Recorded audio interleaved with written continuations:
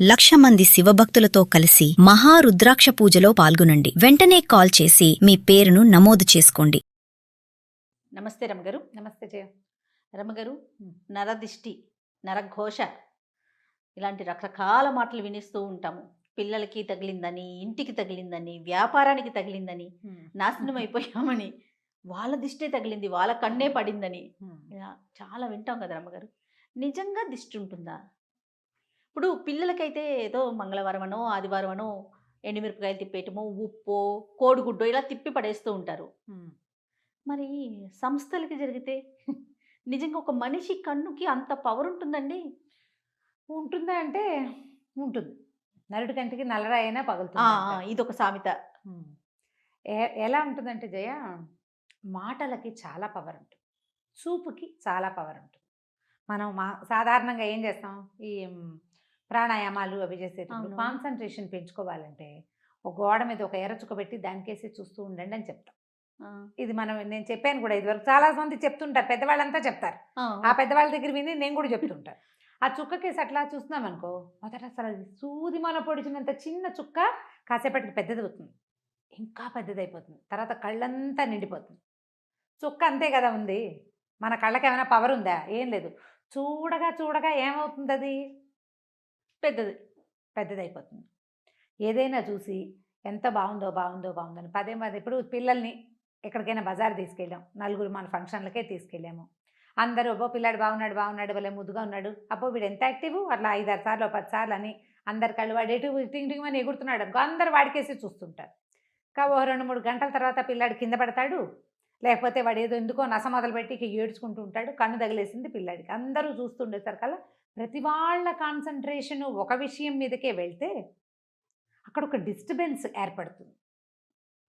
మానవ శరీరాలకి చుట్టూతో ఒక ఆరా ఉంటుందంటారు. అవును, చుట్టూతో ఒక చిన్న కాంతి వలయం ఉంటుంది.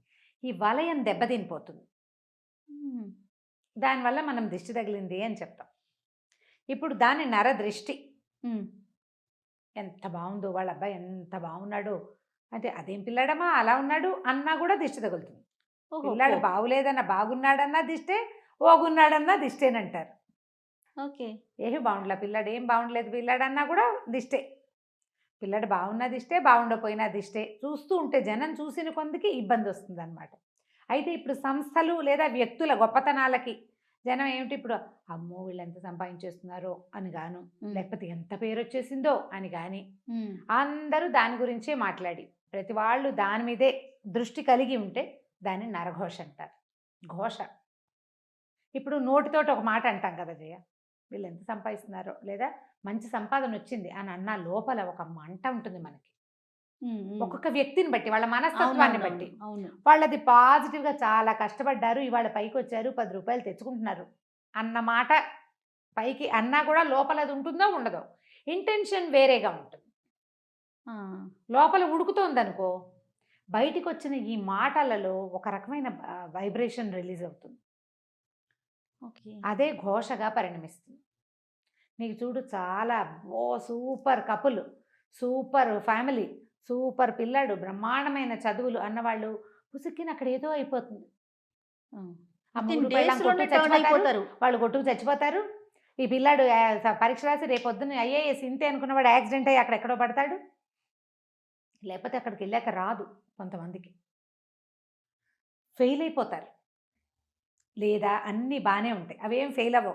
వీళ్ళకే ఏదో అనారోగ్యమో, చెప్పుకోలేని ఇబ్బందులు, వీళ్ళ సక్సెస్ అంతా అలాగే ఉంటుంది. కానీ వాళ్ళ జీవిత ప్రయాణం మహావిసగటగా మారిపోతుంది. రోజు ఏదో ఒక చిన్న ప్రాబ్లంతోటే ఉంటుంటారు వాళ్ళు. సక్సెస్ మాత్రం అదే రేట్లో ఉంటుంది. ఈ ఘోష సక్సెస్ని కొట్టలేదు, ఎందుకంటే వాళ్ళ సక్సెస్ జాతక లక్షణాలు గట్టివి, గ్రహాలు చాలా గట్టివి. అందుకని వీళ్ళకి చిన్న చిన్న ఇబ్బందులు, రుగ్మతలు, శారీరక మానసికమైన రుగ్మతలు, సంసారంలో ఇబ్బందులు, స్నేహితులతో ఇబ్బందులు వచ్చేస్తాయి. మనం గమనిస్తూ ఉంటాం వాటిని కదా. అయితే వీటిని ఎట్లా చేసుకోవాలి అంటే పురాతన కాలం నుంచి వచ్చిన పద్ధతి అయితే ఉప్పుతో దిష్టి తీసుకోవటమే చెప్తారు. ఓకే, ఉప్పు నెగిటివ్ ఎనర్జీని తీసేస్తుంది. పిల్లలకి ఏం చేస్తాం, 2 గుప్పెలతో ఉప్పు పట్టుకుని ఇటు 3 సార్లు ఇటు 3 సార్లు తీస్తాం. 3 2 6 సార్లు తీసి ఈ ఉప్పుని నీటిలో పోస్తే ఉప్పు కరిగిపోతుంది.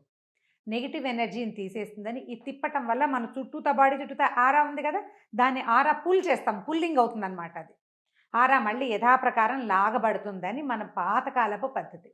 ఇప్పటికీ కూడా ఈ నెగిటివ్ ఎనర్జీని పోగొట్టుకోవాలంటే ఎప్పుడూ ఉప్పు క్యారీ చేయాలని చెప్తారు. ఇళ్లల్లో మనం ఇంట్లోకి వెళ్తాం, ఈ మన హాల్లో కనపడే చోట రాళ్ల ఉప్పు ఒక కప్పులో పోసి పెట్టడం, నెల నెల మార్చేసుకోవాలి. బాత్రూముల్లో ఉప్పు పోసి పెట్టుకోవటం, బాత్రూంలో కూడా ఒక గ్లాస్ బౌల్లో ఉప్పు అని తెలియాలన్నమాట, అటు పెట్టుకోవటం. తర్వాత ఎక్కడి నుంచైనా బయటికి నుంచి వస్తే నీళ్ళల్లో కాస్త ఒక చిటికెడు ఉప్పు వేసుకొని, రాళ్ల ఉప్పు వేసుకొని స్నానం చేయటం 4 చెంబులు. ఇంకా అదే చెయ్యాలి. ఇంట్లో ఉప్పు, నీళ్ళలో ఉప్పేసి ఇల్లు తుడుచుకోవటం. నెగిటివ్ ఎనర్జీ తగ్గుతుంది దీంతో. తర్వాత ఎప్పుడు ఏదైనా ఒక భగవన్నామ స్మరణని అలవాటు చేసుకోవాలి. అప్పుడు ఈ బయట నుంచి వచ్చే వైబ్రేషన్స్ని లోపల నుంచి వస్తున్న వైబ్రేషన్ ఫైట్ చేస్తుంది. సూపర్, బాగుంది కదా, చాలా బాగుందండి. ఏదో ఒక భగవన్నామ స్మరణ మన ఫోన్లోనే ఏదైనా ఒక శ్లోకమో ఒక స్తోత్రమో రింగ్ టోన్ లాగా పెట్టుకోవడం, సినిమా పాటలు కాకుండా. మన ఫోన్లో అంటే ఇలాంటి పరిస్థితి ఉన్నవాళ్ళు గాయత్రి మంత్రం అని నేను చెప్పను, నేను దాన్ని అందరూ ప్రొనౌన్స్ చేయడం మీద పెద్దగా ఆసక్తి ఉండదు నాకు. సాధారణంగా ఏదో మంత్రం, ఒక భగవత్ సంబంధమైన భజన, ప్రార్థన, అవతల వాళ్ళు మన ఫోన్ రింగ్ చేయగానే ఆ ప్రార్థన వినపడాలి వాళ్ళకి. వాళ్ళలో ఏదైనా నెగిటివ్ ఇంటెన్షన్ ఉన్నా ఈ ప్రార్థన వాళ్ళకి తగ్గించేస్తుంది. బాగుంది. మనకు కూడా మనం ఇప్పుడు వాళ్ళకి అది వినపడుతుంది, మనకు వినపడేందుకు ఒకటి ఉంటుంది కదా రింగ్ టోను, అది కూడా ఏదైనా అయితే ఇప్పుడు ఈ భగవన్నామస్మరణ పెట్టుకున్నాం అనుకోండి, అది మధ్యలో కట్ చేసినట్లు అవుతుంది మనం ఆన్ చేస్తే. అవునవును. అందుకని అది చెయ్యకూడదని చాలామంది భావిస్తారు. 2 నామాలు పెట్టుకోండి, ఏవైనా పాటలాగా కాకపోయినా ఫుల్గా 2 నామాలు పెట్టుకుంటే అప్పుడు వాళ్ళకి, అవతల వాళ్ళకి అది వినపడుతుంది, మనకి ఇది వినిపిస్తుంది. 2 రింగ్స్ వచ్చేసాక మనం ఆన్ చేసినా పర్వాలేదు, స్తోత్రం కాదు కదా. అవునవును. ఆ నామం పూర్తయ్యాకే ఆన్ చేయండి ఫోను. లేదా సన్నటి తంబురా శబ్దం పెట్టుకోండి. వీటి వల్ల ఏమవుతుందంటే ఈ వైబ్రేషన్ వల్ల అది కొంచెం తగ్గుముఖం పడుతుంది. ఉప్పు ఎప్పుడు పనిచేస్తుంది. ఇప్పుడు సంస్థల్లో సమస్య వస్తుంది, సంస్థల్లో కూడా ఆకుపచ్చటి చెట్లు, మనం ఇప్పుడు బోల్డన్ ఇండోర్ ప్లాంట్స్ వచ్చినాయి కదా, ఆకుపచ్చటి చెట్లు, ఉప్పు రాళ్ళు, ఈ 2 ఎప్పుడు మనుషులకి, లోపలికి వచ్చిన వాళ్ళకి బయటికి వెళ్ళే వాళ్ళకి కనపడేలాగా పెట్టించుకోవాలి. ఓకే. ఈ 2 చాలా కంట్రోల్ చేస్తాయి. నేనైతే గ్రీనరీ చాలా ఇష్టం నాకు. ఇప్పుడు ఒక దాంట్లోకి వెళ్ళినా కూడా పచ్చదనం మనకి బుద్ధికి నెగిటివ్ ధోరణిని రానివ్వదు. అవును అవును. ఇది చాలా బాగుంటుంది కదా. అక్కడి నుంచి లోపలికి వెళ్ళంగానే పోస్టర్స్ అవి ఇవి పెడతారా, అవి బాగా మంచి ప్రకృతి వనాలని వేటినైనా పెట్టడం, ఆ పోస్టర్లని ఏవో బొమ్మలు కాకుండా గ్రీన్ పిక్చర్స్ ఇలాంటివి పెట్టుకుంటే అదంతా కూడా నెగిటివ్ ఎనర్జీని తగ్గిస్తుంది. ఉంటాయి, ఇది లేదు అని అనడానికైతే వీల్లేదు. దాని ఎఫెక్ట్ ఖచ్చితంగా ఎంతో కొంత పడుతుంది. నమ్మం అనుకున్నారు మీరు, మాని నేను నమ్ముతాను, నేను చేస్తా. ఇప్పుడు ఒక గ్లాసులో ఒక కప్పులో ఉప్పు పోసి పెట్టినంత మాత్రాన ఏం నష్టం? అదే కదా, అంతేనా? మన ఇంట్లో 2 ఆకుపచ్చటి చెట్లు పెట్టుకుంటే మనకు లాభమే కానీ నష్టం లేదు కదా, మనకు మంచిదే కదా, గ్రీన్గా కనపడతాయి. అంతే. ఓ రాళ్ళ ఉప్పు ఉంటుంది, ఓ వస్తువు అట్లా ఉంటుంది. ఎప్పుడు మనం షోపీసులు పెట్టుకోవట్లా బోల్డ్, ఇది కూడా పెట్టుకుందాము, ఏమైపోతుంది? ఇల్లు క్లీన్ అవుతుంది అనే సంగతి మనకు తెలిసిందే. చీమలు దోమలు కొంచెం తక్కువగా ఉంటాయి, చీమలు రావు పెద్దగా ఉప్పు పెట్టి తుడిస్తే. ఈ నెగిటివ్ ఎనర్జీ ఒకటి తగ్గిపోతుంది. ఇంట్లో ఏదైనా సరే చీకటి మూలల్లో చేరేటువంటి రకరకాల శక్తులు అవన్నీ బయటికి పోతాయి.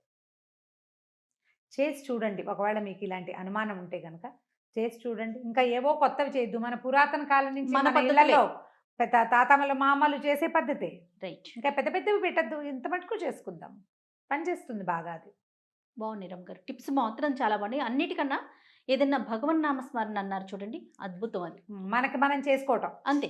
ఎట్లా ఇప్పుడు కూర్చుంటున్నాం, రామా అని కూర్చోటం, లేస్తావు కృష్ణ అనిలే. ఆ రాముడు కృష్ణుడు ఆ శబ్దాలలో నుంచి వచ్చేటువంటి వైబ్రేషన్ నిన్ను ఖచ్చితంగా కాపాడుతుంది. దేని నుంచైనా, అన్నిటి నుంచి కాపాడుతుంది. అలవర్చుకోండి, కనీసం వాళ్ళు మనని వదిలిపెట్టకుండా ఉంటారు. ఖచ్చితంగా రమ్మగారు. నమస్తే. నమస్తే.